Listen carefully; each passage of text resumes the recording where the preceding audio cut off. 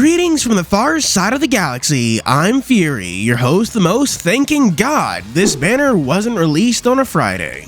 I don't have anything to say, so let's just get this started. The first of the new units we're talking about is the gargantuan glutton with a beastly appetite. I'm talking about Behemoth. Behemoth is from the world of Eden, although he got kicked out of Eden as a sacrifice and fell into the world of Gehenna alongside Ziz and Leviathan. That's because the three of them basically served as Eden's garbage disposal. Behemoth would eat whatever fell from the heavens, turning it into energy. Leviathan would fight him out of jealousy, and Ziz was there to keep the collateral damage to a minimum. However, before they could be sacrificed, Behemoth and Ziz got transported to Tokyo. Something else happened to Leviathan, but that's not really important. His main problem in Tokyo is that his tongue converts everything he eats into pure energy, and since it's part of his body, it's always active, meaning he's never full. Behemoth and Ziz have an entire event to themselves, so I will recommend you go and check it out. The reason Behemoth and Ziz both shared an event is due to being intrinsically linked due to their inspirations. The first of the three great beasts is the bird whose wings could blanket the entire world, Ziz. Then there was the great beast of the seas, Leviathan, who was over 300 meters in length and could boil the seas just by breathing. And finally, the great beast Behemoth, who had bones like bronze and limbs like iron. The similarities to Behemoth we see in game are limited, but that's more due to the lack of source material, but there are a few things in common. Namely, in how they were supposed to be sacrifices which were feasted upon. It's just that in Housamo, Behemoth was transported to Tokyo before he could be eaten. Moving on from that, we have Behemoth's research files for his new unit, and honestly, it's a little disappointing. All we get is that he has some measure of control over his artifact thanks to working with Housamo. It also notes how he's voraciously eating new experiences and cautions you about letting him taste too many things. It does say that his role in the movie is comparable to the sharks, which I do find interesting. Maybe he'll secretly be the event's final boss? I don't know. Behemoth's new limited unit is 4 stars, Aether attribute, and bow type, and it's titled the Summertime Grand Glutton Engagement. Good lord, that is 9 syllables in 4 words. His first skill is Giant of the Summer Feast. Before hitting, he gets up to 10 CP and gives himself another up to 10 CP, but this time also sharing it with allies at 80%. And when hit, he gives up to 16 CP to himself and directly adjacent allies at 80%. The second skill is Satisfier. At phase start, he gives up to 50 CP to allies in 1 square around himself at 90%. After hitting, he applies CS Lock to hit units and enemies to their left and right, and applies this to hit enemies. All of this happens at 90%. He also applies E-Mobility at 70% to hit units just for shiggles. His third skill is Satisfaction Biter. At phase start, he gets Glint to himself, gets an advantage to E-Mobility, and more CP nonsense. Please figure it out for yourself because I have no idea. The final skill is either Eater or Mutual Enemies. After moving, if he has 100 CP, himself and directly adjacent allies get Limit at 90%, Tenacity and Crit Plus at 80%, and he gets Guts when appearing.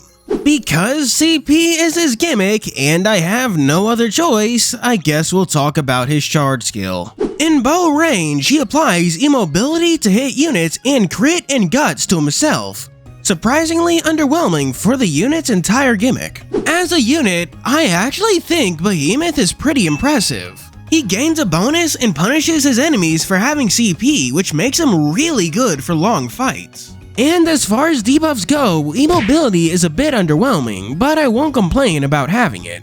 I recommend putting him with Bale since he gets an advantage to Behemoth's E-Mobility and he has better range with a wand type attack. The next character we're covering is one of the few to have not 1 but 2 limited units, the one, the only Arslan. He's one of the executive officers in the guild, the Aoyama Missionaries, and should be a teacher? I don't think it's ever directly said, but I'm like 90% sure that he and Zabaniya are teachers or at least ministers at Daikanyama Academy. He's from the world of Garodamana, which divides its denizens onto fine lines of good and evil, and Arslan was squarely on the good side, but interestingly, he's been to other worlds before coming to Tokyo. His artifact is best seen in his 4-star art. It's that sword that's constantly leaking a slippery, sanctified oil. And importantly to the Lord of Housamo, it originally belonged to King Solomon. All of that may seem a little weird until you learn that he's based on a popular figure from a popular Persian tale I don't know how to pronounce. But we aren't cavemen, we have technology. أمير أرسلان نمدارن. Yeah, that. It's one of those classic zero-to-hero stories about a queen who flees as her kingdom falls, only to give birth to the rightful king of Rum, the ancient name for Constantinople. I mean Istanbul. Arslan learns of his heritage and raises an army, taking back his home before eventually falling in love with a princess after seeing her painting. This leads to another journey where he sneaks into the city of the man he reconquered Istanbul from and the supposed death of the princess in escaping death row. This leads to another journey with demons, monsters, and all sorts of fantastical things, but Arslan eventually emerges triumphant with the princess in hand. Notably, Arslan's sword is named, this, and means emerald-studded sword. He has this because at one point, Arslan needs to kill a demon who guards the sword, which ironically is the only thing that could kill the demon. The inspirations for Arslan are surprisingly deep. Even the name Arslan translates into lion, explaining his appearance. While kept vague in Housamo, his past of being a legendary world-traveling hero is accurate to the story he's from. And that thing with his artifact about the oil might be a reference to a special ointment being the only thing that could heal the sword's wounds in the story.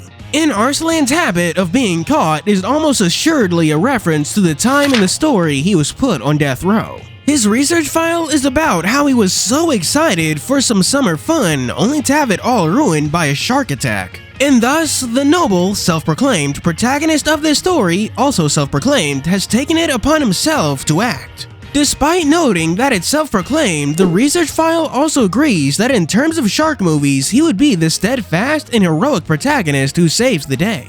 That is assuming he doesn't get himself caught in the shark cage first. His new limited unit is 5 stars, valiant attribute, and gun type, and it's titled Onward to the Classic Summer Adventure. The first skill is Seasoned Adventurer. Before hitting on phase turns 1 and 2, he applies crit ++ to himself. And on phase turns after that, he has a 40% chance for crit plus to himself before hitting. He's also immune to weakness. His next skill is Lion King of Summer Hair. Yeah, not sure what that means. After hitting, he has an 80% chance for up to 10 CP, remove debuffs to himself and adjacent allies on phase turns after 2, and at turn start, if his CP is full, he gets crit to himself. The third skill is Gifted Greensword User. After hitting, he has an 80% chance to apply Unction to himself and adjacent allies, and applies Unction Strengthening to himself and basically every ally. Unction Strengthening grants every holder 25 CP at the end of every turn as long as they have Unction. He's also immune to Drain and Fear and gets taunt to himself at 90% on turns by 3. The last skill is named One Who Soaks in Ointment, probably referring to the Unction oil.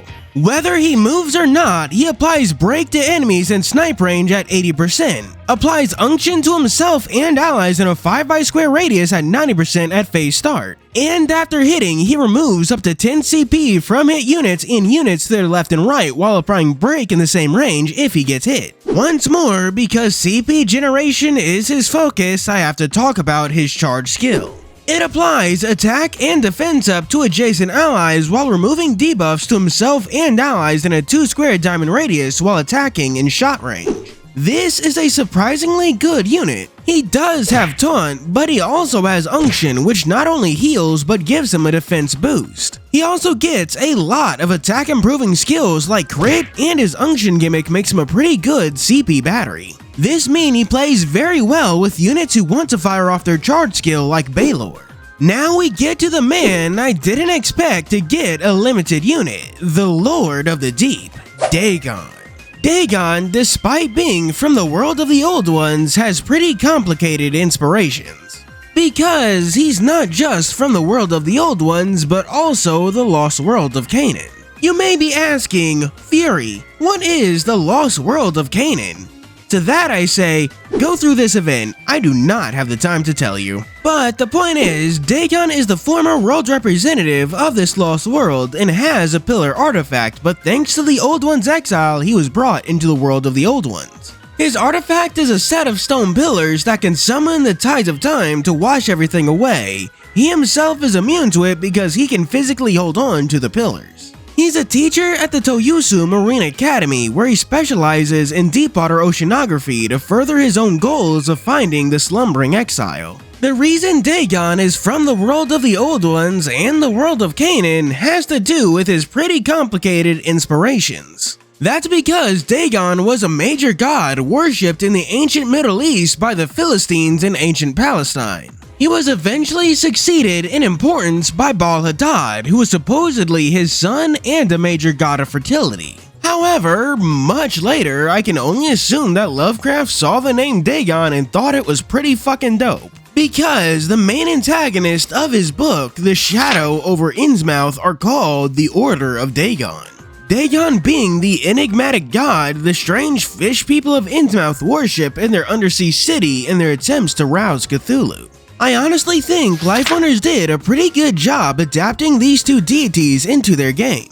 I could go into the details, like how we see Baal succeed Dagon in the event, and how Dagon being a shadow character is a pun for the shadow over Innsmouth, but that would take forever, so I'm pointing you to the entire video I did about Dagon and moving on. His research file is pretty meaty, containing lots of info.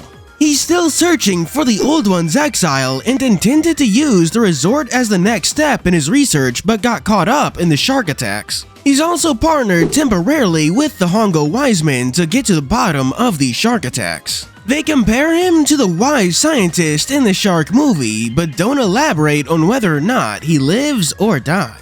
His 5-star limited unit is bow-type nether attribute entitled the Oceanographer of the Summer Shade.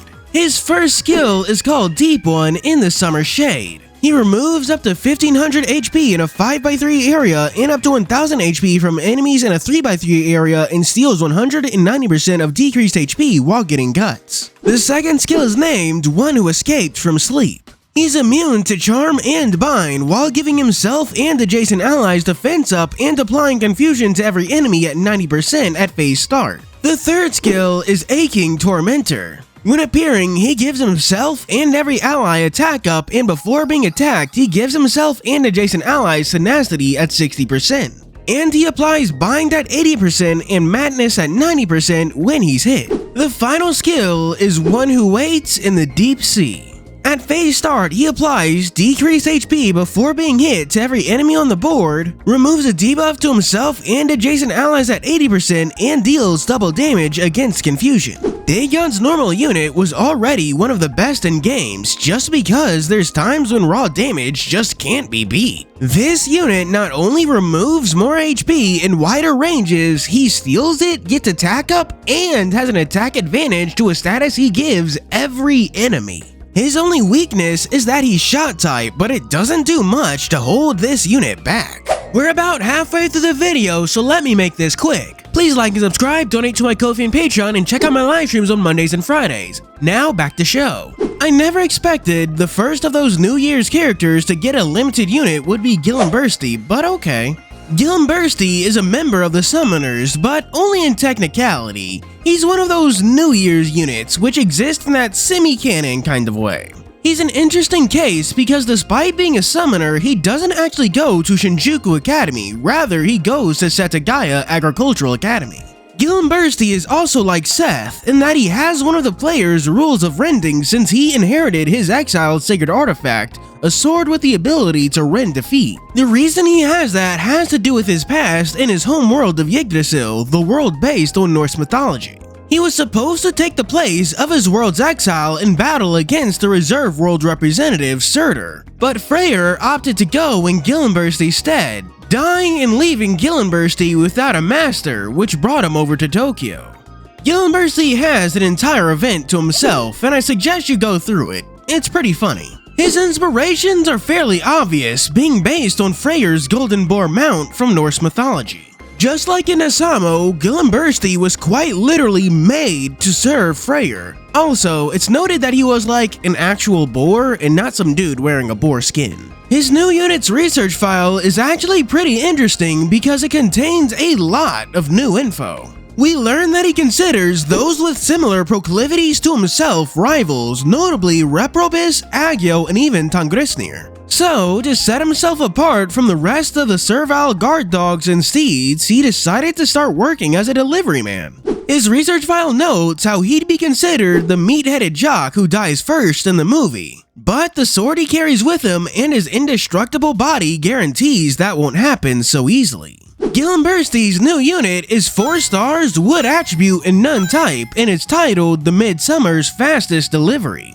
His first skill is called Fast Delivery Man. When appearing, he gets great movement expansion in all directions to himself, and a permanent increase to vertical movement. And if his CP is lower than 100, he gets weapon change to shot. The second skill is the Forged Creature of the Scorching Summer. When appearing, he gets Defense Up and Attack Up while getting crit on turns 1, 2, and 3 at 90%, and after hitting has a 70% chance for tenacity. The third skill is no matter where you are, he deals 100 times damage to enemies with evasion.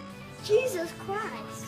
Before being attacked, he applies protection and attack to allies behind himself at 80 and 60%. His final skill is Koki's Copy, or one of the 6 administrators of a Zen temple who substitutes for the chief priest, or one of the 6 supernormal Buddhist powers. Yeah, I've got nothing. When appearing, he gets up to 100 CP, resist all forced movement, and guts to himself at phase start. It's his gimmick, so I'm gonna have to talk about his charge skill. It attacks in 1 type range, applies great movement expansion to himself, applies break to hit units, and applies evasion to himself and allies in 1 square. I think Gillenbursty is a surprisingly balanced unit. His charge skill has some of the best buffs in the game, and when he's not using it, he gets buffs to himself and spreads them to allies. However, those 2 things seem to be at odds with each other, because if he uses that crit to kill all his enemies, he won't have any targets to use his CS skill on. Rather than a team comp, I recommend you put him in one of the back slots. That way he can fill in once a member of your team dies and get that good CP bonus when appearing and fire off his charge skill, and then you can use his crit to attack. And now we end things with the new guy, Reprobus. I'm starting with his research file because it's not like we know anything else about the guy. He's a transient going to the Toyusu Marine Academy and is from the world of Katesh. And before you ask, no, I did not pronounce that wrong. His entire goal, his role, is to serve a great master, but he ended up being summoned to Tokyo before it could be fulfilled. That's why he's listed as belonging to Eden, because after saving a hereunto unnamed savior, Reprobus was supposed to be elevated. His artifact is proof that his role really is to serve. Anything he carries on his shoulders will have all damage forced onto Reprobus. His inopportune summoning hasn't stopped him from seeking out a master, sending out constant job applications in hopes of finding the right organization. It's also noted that he dislikes people who likes things that sink, i.e. Gurengotch, and feels conflicted about Gillenbursty due to them being so similar. Reprobus is based on the East Orthodox and Catholic saint of Saint Christopher. The story goes is that he was born to an adulterous angel and a human woman. A giant Nephilim monster with a dog head, yet despite his lineage, he desired salvation. Due to his nature and appearance, no church would take him, but a wise man suggested he show faith by helping other believers cross a river. He did this until he came across a young boy. The boy was immeasurably heavy, but Reprobus succeeded in carrying him across the river on his shoulders, where the boy revealed himself to be Christ. His story ends when he refuses to blaspheme by sacrificing to pagan gods, earning himself a martyr's death. As for why the Japanese translation calls him Gorm, I really have no idea. The connections between the myth and the character are fairly obvious. We just have Reprobus before he became Saint Christopher, having had his story interrupted by being summoned to Tokyo. Reprobus is this event's freebie, so he's not on the banner, rather you buy him with those event items in the shop. His 4-star normal unit is Aether Attribute and Spirit type entitled Carrying Responsibility. The first skill is Dog-Headed Mount. After moving, he gives tenacity to himself and allies and taunt just to himself at 100. Okay, have you noticed how we've been getting a lot of taunt units lately? We got Loki, Seapack Lee, Hombre Tigre, Arslan, and Reprobist, and the last two are on the same banner. His second skill is Sailor Savior. He gets increased vertical movement and applies protection to allies in one square at 60% when hit. His third skill is Bearer of Life. He gets up to 40 CP to himself at 70 when he gets hit, and when leaving, he applies Grant Evasion before hitting to every ally and also himself. He specifically grants himself evasion as he dies. Little late to that one, buddy. Finally is One Who Sees the Lord. He gets glint to himself at 80, is immune to every immobility status, and after moving has a 40% chance for guts. Honestly, Reprobist feels like a unit that should have come out like 3 years ago. He sucks at just about everything, and you'll probably get a better 4-star with your first 10 pull. However, he's also free, so who the fuck am I to complain?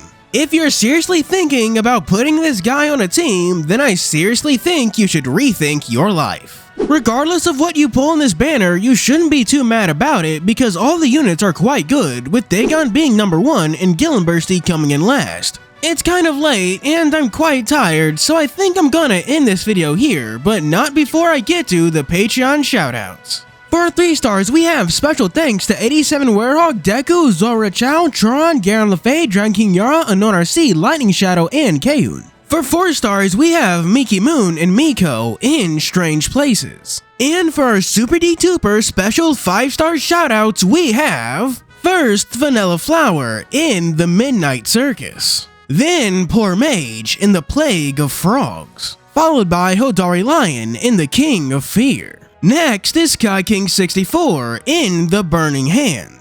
And finally, Mahagasaur in The Devil Does Not Jest. Thank you for watching. Do be sure to like and subscribe. As always, I'm your host Fury, signing out.